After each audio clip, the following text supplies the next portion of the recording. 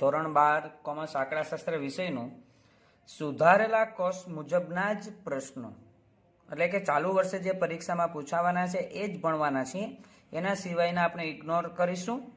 આજે આપણે ભણવાના છીએ ચેપ્ટર 1 સંભાવનાનો સેક્શન બી વિભાગ 2. આમની પહેલાના વિડીયોની અંદર વિભાગ એ ભણી ચૂક્યા છીએ. ચાલો, પહેલો પ્રશ્ન થિયરિકલ છે, આપણે ખાસ સમજીશું. યાદચ્છિક પ્રયોગના 2 ઉદાહરણ આપો. ઓકે, ઘણા બધા ઉદાહરણ તમે આપી શકો છો. યાદચ્છિક બોલે તો રેન્ડમલી, બરાબર, કે જોયા વગર. સાદી ભાષામાં આપણે કહી શકીએ કે એવી વસ્તુ સિલેક્ટ તમારે કરવાની કે જેમાં જોઈને નહીં કરવાનું. કોઈ ઇનામનો ડ્રો છે એ કરતા હોય તો જે કાંઈ ટોકન ઉપાડે છે એ જોઈને નથી ઉપાડતો, તો એને યાદચ્છિક કહેવાય. તો અહીંયા 2 પ્રયોગના નામ આપ્યા છે. એક સમતલ પાસો ઉછાળવાનો. આપણે પાસો ઉછાળે જોઈને ના ઉછાળતા હોય, બરાબર, અને એ જ પડે એ નક્કી પણ ન હોય, તો એને કહેવાય યાદચ્છિક પ્રયોગ. બીજું છે ઉત્પાદિત એકમોના જથ્થામાંથી ખામીયુક્ત એકમો શોધવાનો પ્રયોગ. ઘણા બધા એકમો ઉત્પાદન કર્યા હોય, એમાં ખામીયુક્ત એકમ શોધવો એ યાદચ્છિક પ્રયોગ, ડાયરેક્ટલી આપણે મળે નહીં. એ સિવાયના પણ ઘણા બધા તમે અહીં પ્રયોગ લખી શકો છો. તો અહીં 2 જ ઉદાહરણ આપવાના કીધા, ત્યારે 2 ઉદાહરણ આપણે અહીં લખ્યા છે. બીજો પ્રશ્ન એ આઈએમપી કહી શકાય છે. 2-3 વર્ષે એક વખત પરીક્ષામાં પૂછાતો જ હોય છે. કીધું છે એ અને બી ની તફાવત ઘટના એ માઇનસ બી ની વેન આકૃતિ દોરો. એટલે આકૃતિ અહીં દોરેલી છે, બરાબર. પેલા ચોખ્ઠું હંમેશા યુ, ગમે એની વેન આકૃતિ કીધી હોય યુ, પછી 2 રાઉન્ડ આપણે કર્યા. હવે કીધું છે એ માઇનસ બી, એ માંથી બી બાદ કરો તો આ એ, એમાંથી બી, એટલે આઈથી નામ દોરે, આ બી નો ટુકડો થયો કે ને, એ બાદ કરો. બાકીનો જે પ્રદેશ શોધ્યો ઘટ પ્રદેશ આપણા માટે, એ આપણો જવાબ. ખ્યાલ આવે છે ને? એકદમ સરળ છે. આ એ, આ બી, તો એ માંથી બી બાદ કરવાનું, કે બી એટલે એટલો જ ભાગ થાય કે નહીં, બાદ કરવાનો. તો આ થઈ ગઈ એ માઇનસ બી ની વેન આકૃતિ. હવે તમને પરીક્ષામાં બધાને પૂછે એ છેદ બી, બરાબર, એની વેન આકૃતિ, તો બેમાં સરખું હોય તો કે અહીંયા જ ખાલી લીટા આવશે, તો એને કહેવાય એ છેદ બી. એ યોગ બી કહેતો તો કે બધાની અંદર એ યોગ બી. બી માઇનસ એ કહેતો તો તમારે આટલામાં લીટા આવશે, એમાંથી આમાં એકમાં લીટા આવશે ને. આવું જુદું જુદું વેન આકૃતિ સ્વરૂપે પૂછાઈ શકે છે. અહીં આપણે ટેક્સ્ટબુકનો જે પ્રશ્ન છે એ જ અત્યારે તો લીધો છે, પણ 2-3 બીજી સમજૂતી મેં તમને આપી. પ્રશ્ન નંબર 3, ઘટનાની વ્યાખ્યા આપો. ઘટના એટલે શું? યાદચ્છિક પ્રયોગના નિદર્શ અવકાશના ઉપગણને ઘટના કહે છે. જોજો, યાદચ્છિક પ્રયોગના જે પ્રયોગ કર્યો છે એના નિદર્શ અવકાશના ઉપગણને, એનો જે ઉપગણ હોય એને ઘટના કહેવાય. તેને સામાન્ય રીતે ABC ...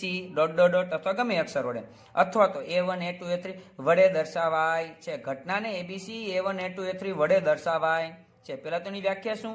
યાદચ્છિક પ્રયોગના નિદર્શ અવકાશના ઉપગણને, યાદચ્છિક પ્રયોગના નિદર્શ અવકાશના ઉપગણને ઘટના કહે છે. આગળ વધીએ. ચોથો પ્રશ્ન, એક સમતલ પાસો અને એક સમતલ સિક્કો, ઓકે, એક સાથે ઉછાળવાના યાદચ્છિક પ્રયોગનો નિદર્શ અવકાશ લખો, બરાબર. તો અહીંયા જો આપણે જોયું તો નિદર્શ અવકાશના ઉપગણને, તો અહીં નિદર્શ અવકાશ એટલે શું? તો અહીં લખ્યું છે કે સમતલ પાસો, પાસા ઉપર 1 2 3 4 5 6 પડે, સિક્કા ઉપર 2 જ વસ્તુ, હેડ અને ટેલ. તો દાખલા તરીકેના પ્રયોગ, પાસા ઉપર 1 પડે અને સિક્કા ઉપર હેડ એટલે H પડે, 2 અને H, 3 અને H, 4 અને H, 5 અને H, 6 અને H, આવું પડી શકે. અથવા તો 1 અને T એટલે ટેલ કાંટો પડે, 2 અને T, 3 અને T, 4 અને T, 5 અને T, 6 અને T. તો આ 12 યાદચ્છિક પ્રયોગ થયા કહેવાય, બરાબર. 5મો પ્રશ્ન છે શરતી સંભાવનાની વ્યાખ્યા આપો. ચાલુ વર્ષે આ પ્રશ્ન એટલે કે શરતી સંભાવનાનો મુદ્દો નીકળી ગયો છે, એટલે આ પ્રશ્ન પૂછાઈ શકે નહીં જ, એટલા માટે મેં અહીંયા ચોકડી મારી છે. આગળ વધીએ. 6થો પ્રશ્ન, 3 ઘટનાઓ A, B અને C પૈકી ઓછામાં ઓછી એક ઘટના બને. આપણે અહીંયા માન સન્માન આપશું આ શબ્દને, ઓછામાં ઓછી એક ઘટના બને તેની સંભાવનાનું મેળવવાનું સૂત્ર લખો. ઓછામાં ઓછી એટલે યોગ સમજવાનું. તો અહીં લખ્યું છે કે ભાઈ ઓછામાં ઓછી ઘટના બને, અર્થાત એટલે કે ઘટના A યોગ B યોગ C બને, એટલે એનું સૂત્ર આવશે યોગનું P of A plus P of B plus P of C minus P of A છેદ B, એટલે બધાનો છેદગણ બાદ A B નો છેદ B C A C, પછી પ્લસ કરવાનો ફરજિયાત ત્રણેયનો છેદગણ. વિદ્યાર્થી મિત્રો અહીંયા ઘણા ભૂલ કરે છે કે અહીંયા માઇનસ એટલે અહીંયા ઉતાવળમાં માઇનસ જ મૂકી દે છે, એટલે ખોટું પડે. અહીંયા છેલ્લે લાસ્ટમાં ત્રણેયનો છેદગણ પ્લસ આવશે. તો આ થયું સંભાવનાનું યોગનું સૂત્ર. આગળ વધીએ. 7મો પ્રશ્ન, નિરપેક્ષ ઘટનાની વ્યાખ્યા લખો. ચાલુ વર્ષે નિરપેક્ષ ઘટના એ ટોપિક નીકળી ગયો છે એટલે એનો પણ પ્રશ્ન પૂછાય નહીં. આગળ વધીએ. નિદર્શ અવકાશની બે નિરપેક્ષ ઘટનાઓ, જો એ ટોપિક પાછો છે એટલે એ પણ અત્યારે કેન્સલ થશે. પી ઓફ એ શરત બી અને પી ઓફ બી શરતે શરતી સંભાવના પણ કેન્સલ થઈ છે. હમણાં જ આપણે 5મો પ્રશ્ન જોયો, શરતી સંભાવના છે કેન્સલ થઈ છે એટલે ત્યાં પણ રોંગ કર્યું છે. એટલે પ્રશ્ન નંબર 7, 8, 9 પૂછાશે નહીં જ. આગળ વધીએ. પ્રશ્ન નંબર 10, 11 અને 12 તરફ. નિદર્શ અવકાશ યુમાંની 3 ઘટનાઓ એ, બી અને સી નિશેષ ઘટનાઓ ક્યારે કહેવાય? નિશેષ ઘટના ક્યારે કહેવાય? ક્યારે નિશેષ કહેવાય? કે જ્યારે ત્રણેય ઘટનાનો સરવાળો 1 થાય, એટલે કે P of A plus P of B plus P of C બરાબર 1 થાય. ત્યારે નિદર્શ અવકાશ યુમાંની 3 ઘટનાઓ એ, બી અને સી નિશેષ ઘટનાઓ કહેવાય છે. કેવી ઘટના કહેવાય છે? નિશેષ. ક્યારે? ત્રણેયનો સરવાળો 1 થાય ત્યારે. બરાબર. પછી આખા સમજવું પડશે આપણે. પી ઓફ એ યોગ બી, પી of A, P of A છેદ B, 0, P of A plus P of B ને ચડતા ક્રમમાં ગોઠવો. એ તો જવાબ લખી નાખ્યો છે. આપણે કેમ ખબર પડે કે આ ચડતા ક્રમમાં થાય? તો જસ્ટ ઉદાહરણ આપણે અહીં રફકામ કરીએ છીએ. બધા ખાસ ધ્યાન અહીં રાખજો આપ, કે માની લો કે યુ ની અંદર છે ને 1 થી 10 ઘટકો છે. બરાબર. એની અંદર છે ને 1, 2, 3 છે. બી ની અંદર 1, 2, 3, 4 અને 5 છે. 1, 2, 3 આમાં, 3, 4, 5 આમાં. હવે આ બધા જોઈએ તો 0 એટલે 0 પૂરું થયું. એ છેદ બી એની સંભાવના જોજો ખાસ. એ છેદ બી, એ અને બી માં સરખું કેટલા સભ્ય? તો કે 1 સભ્ય. 3 છે કે નહીં? એટલે એક જ સભ્ય કહેવાય ને. તો એ છેદ બી બરાબર, એનો જવાબ કેટલો આવે? પી ઓફ એ છેદ બી. એક જ ઘટક સરખું છે. કુલ પરિણામ કેટલા? 10. યુ ની અંદર 10 છે એટલે એની સંભાવના 1/10 આપણે યાદ રાખીશું. પછી એ, તો એની અંદર 3 ઘટકો છે, 1, 2, 3 અને એના છેદમાં કુલ પરિણામ એટલે કે પી ઓફ એ બરાબર 3/10. એટલે આ આપણે યાદ રહે એટલા માટે 0.1 અને 0.3 કહેવાય. આગળ વધીએ. પી ઓફ એ યોગ બી, યોગ એટલે બધું લઈ લેવાનું. 1, 2, 3, 3 આવી ગયા, 4, 5 તો 1 થી 5. પી ઓફ એ યોગ બી બરાબર 5 સભ્યો છે યોગની અંદર, 5/10 એટલે કે 0.5. બરાબર. ત્યારબાદ આપણે ચડતા ક્રમમાં લખ્યું છે એ અને બી નો સરવાળો. બરાબર. તો એ ની સંભાવના 3/10, બી ની પણ 3/10, 3 ને 3 6, 6/10 એટલે 0.6. હવે આપણે ખ્યાલ આવે કે ચડતા ક્રમમાં શા માટે આ રીતે લખ્યું છે. પહેલા 0 એટલે તો 0 નાનું જોઈએ, પછી છેદ એટલે 0.1, એ એટલે 0.3, આ 0.5 અને આ 0. ચડતા ક્રમમાં થયું કે નહીં? તો તમને તો આમે જવાબ પડતી, તમારે પહેલાની સંભાવના આડાવડી અહીં થશે પણ પછી એને ક્રમમાં ગોઠવવાની. તમે ઉદાહરણ તરીકે કોઈ પણ વસ્તુ પરીક્ષામાં ધારી શકો છો, અથવા તો જો આ જ બેઠો કોપી પેસ્ટ પ્રશ્ન પૂછાય તો આપણે યાદ રહેવો જોઈએ. બરાબર. કારણ કે થિયરી અને એકમાંના પ્રશ્નો જે છે એ આપણે વારંવાર પ્રેક્ટિસ કરવી પડશે. 12મા પ્રશ્નમાં છે વ્યાખ્યાઓ આપો. હવે વ્યાખ્યા આપણે અહીંયા સમજવાના છીએ. 6-7 વ્યાખ્યાઓ છે. પહેલી છે યાદચ્છિક પ્રયોગ. કોને કહેવાય? જે પ્રયોગનું નિરપેક્ષ રીતે સમાન સંજોગોમાં પુનરાવર્તન કરી શકાતું હોય, એટલે કે વારંવાર, અને તે પ્રયોગના બધા જ શક્ય પરિણામો જ્ઞાત હોય. જ્ઞાત એટલે જાણતા હોય. ગંજી પત્તો હોય તો એના 52 પત્તા આપણે ખબર છે કે આ જ 52 પત્તામાંથી આવશે, 53નું પત્તું છે જ નહીં, એટલે જ્ઞાત હોય, જાણતા હોય. પરંતુ કયું ચોક્કસ પરિણામ મળશે તેનું નિશ્ચિત અનુમાન પ્રયોગ પહેલા કરી શકાતું ના હોય. સિક્કો ઉછળ તો આપણે ખબર હોય હેડ આવશે કે ટેલ આવશે, પણ કયું આવશે ને એ નક્કી ના કહી શકાય. હેડ જ આવશે એવું ના કહી શકાય, ટેલ જ આવશે એવું કહી શકાય નહીં. તેવા પ્રયોગને યાદચ્છિક પ્રયોગ કહેવાય છે. પરિણામો ખબર હોય, જ્ઞાત હોય, પણ નિશ્ચિત અનુમાન પ્રયોગ પહેલા કરી શકાતું નથી. તેને કેવું કહેવાય? યાદચ્છિક પ્રયોગ. આ પહેલી વ્યાખ્યા. આગળ વધીએ. સેકન્ડ, નિદર્શ અવકાશ. કોઈ પણ યાદચ્છિક પ્રયોગના શક્ય તમામ પરિણામોના ગણને, જોજો નિદર્શ અવકાશ કોને કહેવાય? કોઈ પણ યાદચ્છિક પ્રયોગ હોય એના બધા જ પરિણામોના ગણ, તે યાદચ્છિક પ્રયોગનો નિદર્શ અવકાશ કહેવામાં આવે છે. તેને સંકેતમાં યુ અથવા એસ વડે દર્શાવે. શેના વડે? યુ અથવા તો એસ. મોટે ભાગે આપણે યુ તરીકે જ કહીએ છીએ, પણ પરીક્ષામાં આપણે યાદ રાખીશું એમસીક્યુ કે એકમાંના પ્રશ્નો તરીકે કે નિર્દેશ અવકાશને એસ તરીકે પણ ઓળખવામાં આવે છે. સમસંભાવી ઘટનાઓ. કોઈ યાદચ્છિક પ્રયોગના નિર્દેશ અવકાશની બે કે તેથી વધુ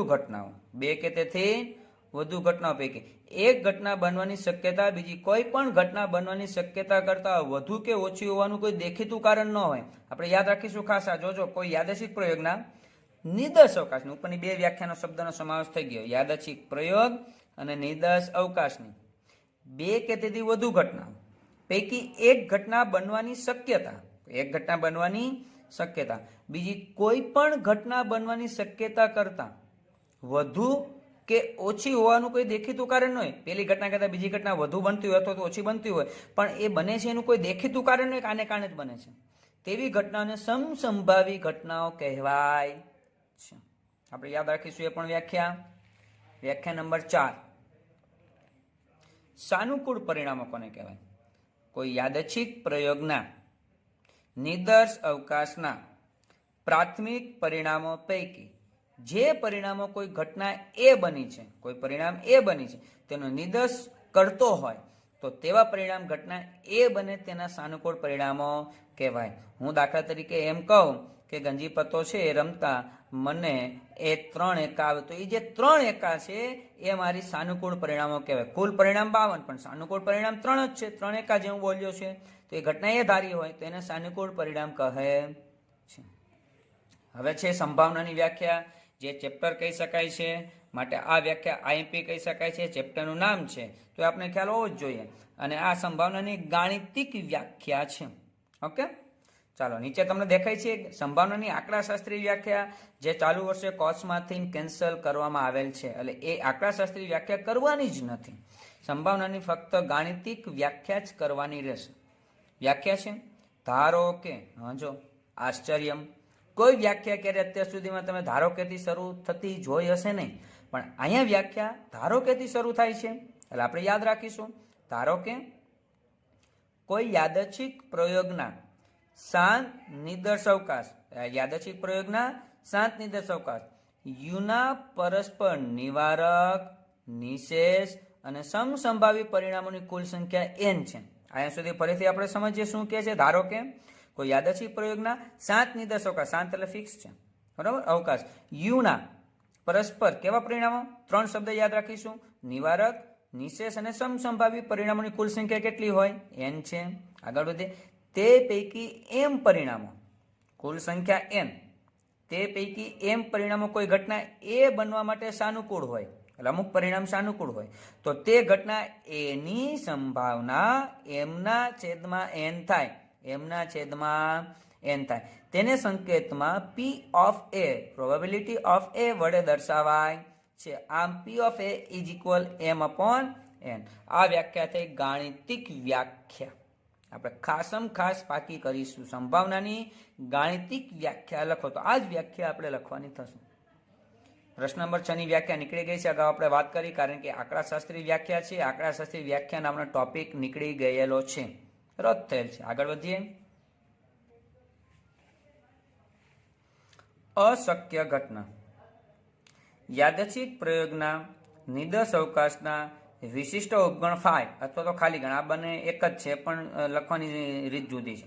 ને અશક્ય ઘટના, કોઈ ઘટના બનવાની જ નથી, દાખલા તરીકે એને અશક્ય ઘટના કહે, અથવા જેની સંભાવના ફાઈ આવે છે ખાલી ગણ, એની અશક્ય ઘટના છે, બરાબર.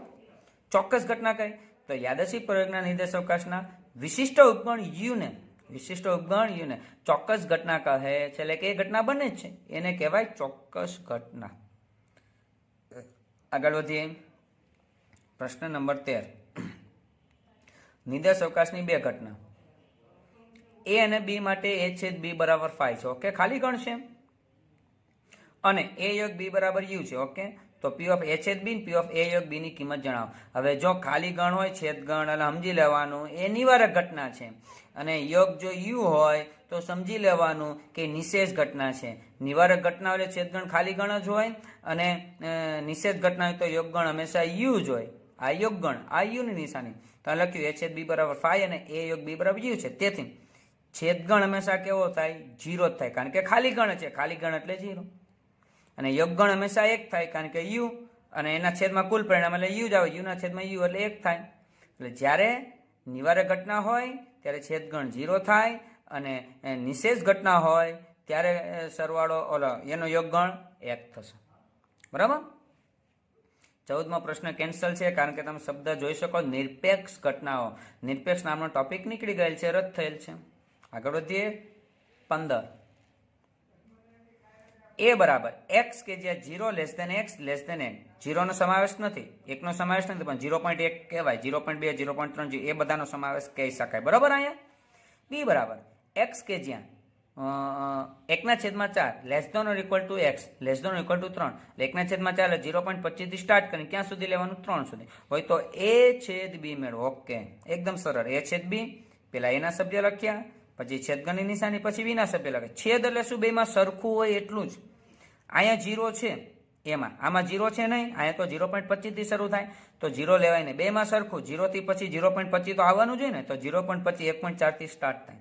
પછી 1 આમાં છે, તો 1 આમાં, આ 3 સુધી તો 1.4 થી 1 સુધીનો સમાવેશ થાય. એટલે x કે જ્યાં 1/4 less than equal x less than 1 equal શા માટે નથી? કારણ કે 1 નો અહીંયા સમાવેશ છે ને, એટલે કે 0.99 સુધી સમાવેશ હશે, 1 નો સમાવેશ હશે ને, એટલે 1 પણ ઇક્વલ ટુ કર્યો નથી. 16મો પ્રશ્ન તમને દેખાય છે. નિરપેક્ષ ઘટના એટલે એ ટોપિક રદ કરવામાં આવેલો છે, એટલે એની સમજૂતી નથી કરવાની. આગળ વધીએ. પ્રશ્ન નંબર 17. બરાબર. 17મો પ્રશ્ન છે. P ઓફ A બરાબર 0.8, P ઓફ A છેદ B બરાબર 0.25, તો A માઇનસ B શોધો. અહીંયા આપણે સૂત્ર આવડવું જરૂરી છે. દાખલો છે, આપણે ગણીએ છીએ કે P of A minus B એને બરાબર P ઓફ પેલા A છે એટલે A માઇનસ, હવે બેનો છેદગણ બાદ હંમેશા જે હોય P ઓફ A છેદ B. ચાલો, P ઓફ A કેટલું છે? તો કે 0.8 માઇનસ છેદ, તો કે છેદ તૈયાર છે 0.25. હવે જોજો, મૌખિક તમે કરશો ને મોઢે, તો ઉતાવળમાં તમારી કીધે માઇનસ 0.17 જવાબ આવશે. પણ હંમેશા કેલ્સીમાં કરવો, સરળ બાદ બાકી પોઈન્ટવાળા હોય, એટલે તમારે એ કેલ્સીમાં કરવો. 0.8 માઇનસ 0.25 કરશો એટલે 0.55 આવશે. તમને એમ કેમ સાહેબ?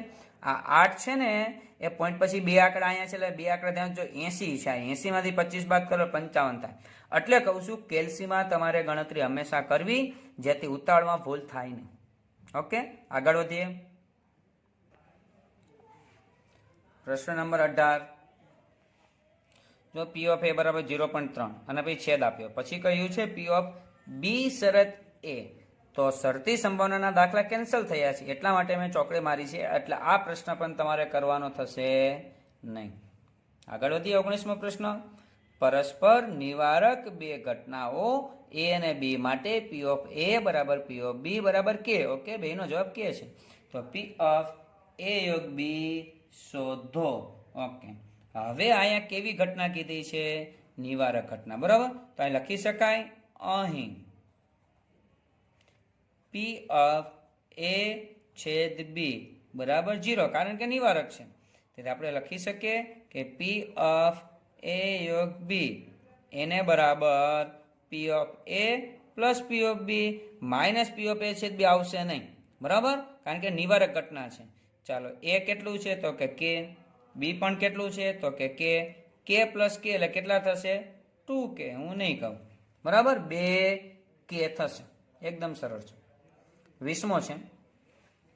P ઓફ A ડેશ છેદ B. ઓકે, બરાબર 0.45. આગળ વધીએ. A છેદ B બરાબર 5. ઓકે, આગળ વધીએ. તો P ઓફ B શોધો. ચાલો, આનું આપણે સૂત્ર મૂકીશું. P ઓફ A ડેશ છેદ B એના બરાબર, આનું સૂત્ર શું થાય? તો આપણે બધાને ખ્યાલ હશે, આ બેમાંથી આખી કિંમત પેલા આવે, તો આ ડેશ છે, આ બી એટલે આખી કિંમત આ કહેવાય, આ પૂરક ગણ કહેવાય, તો પેલા બી આવશે બી માઇનસ બંનેનો છેદગણ P ઓફ A છેદ B. સૂત્ર આવડવા જરૂરી છે. ચાલો, આનો જવાબ તમને ખબર છે કેટલો છે? તો કે 0.45. A ડેશ છેદ B નો જવાબ છે 0.45. 45.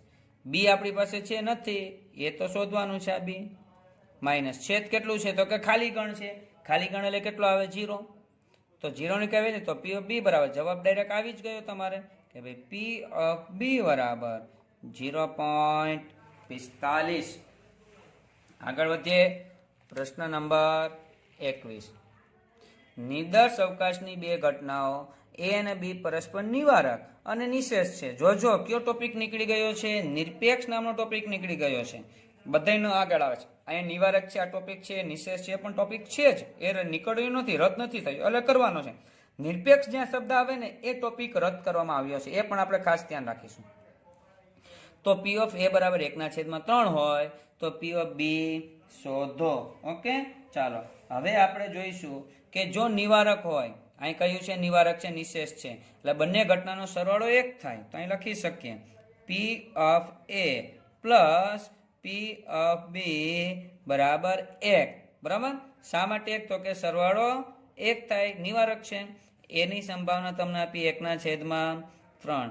આ પી ઓફ બી બરાબર 1. આ પ્લસ છે, સામે જાય તો માઇનસ. આ પી ઓફ બી બરાબર 1 - 1/3. ચાલો આપણે સાદું રૂપ આપીએ. 3 × 1 = 3, 3 માં 1 જાય તો 2, 2/3. પી ઓફ બી બરાબર 2/3. આગળ વધીએ. 22મો પ્રશ્ન. એક સમૂહના 2% એકમો ખામીવાળા છે. ઓકે, તો 98% ખામીવાળા નહીં હોય. આ સમૂહમાંથી યાદચ્છિક રીતે પસંદ કરેલ એક એકમ ખામી રહિત હોય, જોજો એટલે ખામી વગરનો હોય, તેની સંભાવના કેટલી થાય? તો આપણે જે શોધવું છે એ વસ્તુ આપણે ખાસ જોશું. આ ખામી રહિત આપણે આપેલું છે ખામી વાળું, તો આપણે ધારી લઈએ, તમે ધારી શકશો. એ બરાબર વસ્તુ ખામીવાળી હોય તે ઘટના, વસ્તુ ખામીવાળી હોય તે ઘટના, ખામીવાળી હોય તે ઘટના. બરાબર, હવે મારે જોઈશે ખામી રહિત, તો એને એ ડેશ કહેવાય કે ન કહેવાય?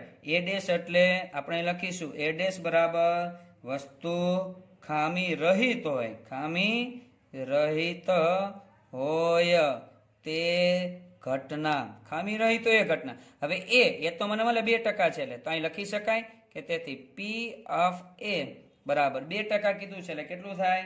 0.2. બરાબર, 2% એટલે 2/100. હવે મારે જોઈશે પી of A dash. A dash કીધું છે તો આમ લખી શકાય પી ઓફ એ ડેશ બરાબર 1 - પી ઓફ એ. શા માટે? તો કે એ અને એ ડેશ નો સરવાળો હંમેશા 1 થાય, કારણ કે બંને નિવારક ઘટના કહેવાય. A dash, B B dash, C C dash, એમ બંનેનો સરવાળો 1 થાય. તો એકમાંથી એક વસ્તુ બાદ કરો તો બીજી વસ્તુ મળે ને. તો 1 - 0.02. તો અહીંયા જવાબ આવશે 0.98. આગળ વધીએ. વિદ્યાર્થી મિત્રો, આપણે ખાસ જો વિડીયો ની અંદર સમજાવેલા પ્રશ્નો સમજાઈ જતા હોય તો ખાસ કરીને વિડીયોને લાઈક આપશો, આપના વિદ્યાર્થી મિત્રો સુધી શેર કરજો અને સબસ્ક્રાઇબ કરવાનું ભૂલશો નહીં, જેથી કરીને આપને પણ નવા નવા વિડીયો હું જે અપલોડ કરું છું એ તમને સરળતાથી મળતા રહે. બરાબર, ચાલો જોઈએ 23મો પ્રશ્ન. 5 સમતલ સિક્કા. ઓકે, ઉછાળાને યાદચ્છિક પ્રયોગમાં નિદર્શ બિંદુઓની સંખ્યા જણાવો. તો નિદર્શ બિંદુઓની સંખ્યા કેટલી થાય? નિદર્શ બિંદુઓની સંખ્યા આપણે ધ્યાન રાખીશું કે સિક્કા કેટલા છે, સિક્કાની સંખ્યા હું અહીં લખું છું એક વખત અહીંયા પરિણામની સંખ્યા અને એની n ઘાત, એના પરિણામ. બરાબર, હવે અહીં સિક્કા કેટલા છે? તો કે 5. સિક્કાના બે જ પરિણામ, હેડ અને ટેલ, એટલે 5નો વર્ગ. બરાબર, એટલે સોરી, અહીંયા પરિણામની સંખ્યા 2 આવશે. સિક્કા n એટલે કેટલા સિક્કા છે? 5. 2 ની 5 ઘાત, 2 ની 5 ઘાત એટલે કેટલા થશે? 32. જવાબ આવશે 32. ફરીથી એક સમજી લઈએ મારી ભૂલને કારણે કે અહીંયા આવશે પરિણામની સંખ્યા, તો પરિણામ કેટલા? હેડ અને ટેલ એટલે 2, અને અહીંયા n એટલે કેટલા સિક્કા છે અથવા કેટલી વખત ઉછાળવામાં આવે છે. જો એક જ સિક્કો હોય તો પરિણામ તો 2 જ આવશે, 5 સિક્કા હોય તો પરિણામ તો 2 જ આવશે, હેડ અને ટેલ. પણ અહીંયા સિક્કાની સંખ્યા દાખલા કે 5 તો એમ કે એક જ સિક્કો 5 વખત ઉછાળે છે, એટલે n એટલે 5 વખત ઉછાળવામાં આવે છે. 2 ની 5 ઘાત એટલે જવાબ કેટલો થશે? 32. એક સમતલ સિક્કો અને 2 સમતલ પાસા એક સાથે ઉછાળવાની યાદચ્છિક પ્રયોગના નિદર્શ બિંદુઓની સંખ્યા લખો. ઓકે, અહીંયા પણ એ જ છે, નિદર્શ બિંદુઓ. નિદર્શ બિંદુઓની સંખ્યા. નિર્દોષ બિંદુઓની સંખ્યા. હવે પેલા સિક્કાના કેટલા પરિણામ? 2. હવે એક જ સિક્કો છે એટલે એક હોય તો ચાલો 1 ઘાત આવે, બરાબર, એને ગુણ્યા પાસાના પરિણામ કેટલા આવે? 6. પરિણામ અહીંયા આવશે, બરાબર, સંખ્યા અહીંયા આવશે. અને એની ઉપર કેટલા પાસા છે તો કે 2, બરાબર. ચાલો 2 નો 1 ઘાત એટલે 2, 6 નો વર્ગ 36. તો 36 દુ કેટલા મળશે? 72. નિર્દોષ બિંદુની સંખ્યા 72 થશે. આગળ વધીએ. નિર્દોષ અવકાશની 2 ઘટના એ અને બી માટે પી ઓફ એ આપી દીધું છે, એ યોગ બી આપ્યું છે. શક્ય છે? કારણ આપો. એ 0.7 એટલે પોઈન્ટ પછી જો અહીંયા 2 આંકડા તો 2 આંકડા 70 સમજવાના. હું બ્લુ પેન છે, આ બ્લેક છે, આ બ્લુ દેખાશે તમને 2 જુદું છે. એટલે આ રીતે આપણે મગજમાં ફિટ હોવું જોઈએ. 1 7 એટલે 70 છે અને 0.45 યોગ 45. તો કારણ આપો. આવું શક્ય છે? ના. શું કામ? એને એ કરતા યોગ હંમેશા મોટું જ હોય, કારણ કે એ અને બી બધું લીધું. આ તો જો 70 કરતા 45 નાના થાય એટલે લખ્યું છે યોગ હંમેશા એ કરતા મોટું હોય. એટલે આ શક્ય નથી, કારણ કે અહીં યોગ કરતા એ મોટું બતાવેલું છે. એકદમ સરળ કારણ. 26મો પ્રશ્ન રદ છે. પુરવણી સહિત એવું લખેલું છે જે ટોપિક રદ કરવામાં આવ્યો છે. 27મા પ્રશ્નની અંદર નિરપેક્ષ શબ્દ છે એટલે એ પણ ટોપિક રદ થયો છે, એ પણ પ્રશ્ન કેન્સલ છે. અને લાસ્ટ ક્વેશ્ચન ટેક્સ્ટ બુક પ્રમાણે 2000 ટિકિટોમાંથી 1998 ટિકિટો ઇનામ વગરની છે. ઓકે, તો 2 ટિકિટમાં જ ઇનામ છે. એક વ્યક્તિ 2000 ટિકિટમાંથી એક ટિકિટ યાદચ્છિક રીતે પસંદ કરે તો પસંદ કરેલ ટિકિટ ઇનામ પાત્ર હોય તેની સંભાવના કેટલી થાય? ઓકે, તો અહીંયા આપણે ખાસ ધ્યાન રાખીશું કે ઇનામને પાત્ર હોય એવી ટિકિટ કેટલી, ઇનામ વગરની ટિકિટ કેટલી. તો પેલા વહેલા ઇનામ વગરની ટિકિટ, ઇનામ વગરની ટિકિટ કેટલી છે તો કે 1998. પછી કીધું છે ઇનામ વાળી ટિકિટ, તો લખીશું અહીંયા ઇનામ વાળી ટિકિટ એ કેટલી છે તો કે 2. ટોટલ કેટલા છે? 2000, બરાબર. 2000 ટિકિટ થઈ ગઈ. હવે મારે સંભાવના જોઈએ છે ઇનામ વાળી ટિકિટ એ ઘટનાને આપણે એ કહીએ. એ બરાબર પસંદ કરેલ ટિકિટ ઇનામ વાળી હોય તે ઘટના. એના સાનુકૂળ પરિણામો કેટલા છે તો કે 2. તો પી ઓફ એ બરાબર m/n એટલે કે 2 ના છેદમાં કુલ પરિણામ 2000. છેદ ઉડે છે, 2 × 2 એટલે 2 ના છેદમાં 1000. તો 0.001 મૂકો તો પણ ચાલશે. તો વિદ્યાર્થી મિત્રો, આજના વિડીયોની અંદર અહીં સુધી રાખીએ છીએ. વિડીયોને ખાસ લાઇક, શેર અને સબસ્ક્રાઇબ કરજો. અને આપને કોઈ પણ પ્રશ્ન તમારા વોટ્સઅપ નંબર પર મને તેનો ફોટો મોકલીને સોલ્યુશન મેળવી શકશો. નેક્સ્ટ વિડીયોની